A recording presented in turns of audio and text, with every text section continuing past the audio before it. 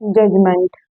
यह कार्ड विभिन्न रूपों से में दर्शाता है कि अंतिम निर्णय कैसे होगा। अनेक पौराणिक कथाओं को ग्रहण करता है। जजमेंट कार्ड की छवि महिलाओं, पुरुषों और बच्चों को दिखाती है जो गैब्रिएल की आर्कएंजल गैब्रिएल की तुरही की आवाज का जवाब देने के लिए कब्र से उठ रहे हैं। उनकी फैली हुई भुजाएं यह दर्शाता है कि वे ब्रह्मांड द्वारा न्याय किए जाने के लिए तैयार हैं। वे अपनी निर्ममता से मिलने वाले हैं। उनके कार्य का मूल्यांकन किया गया है और पता लगाया गया है कि वे शेष अंत काल कहाँ व्यतीत करेंगे, स्वर्ग में या अंदर नर्क में।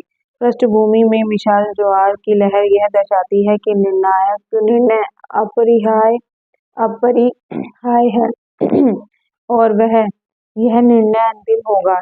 निर्णय पर प्लूटो का शासन है जो अंडरवर्ल्ड का शासक है। वहाँ है डेप्थ में इस कार्ड की गूंज, क्योंकि वे दोनों हमें याद दिलाते हैं कि यह चीज का अंत होता है और एक नई शुरुआत हो रही है।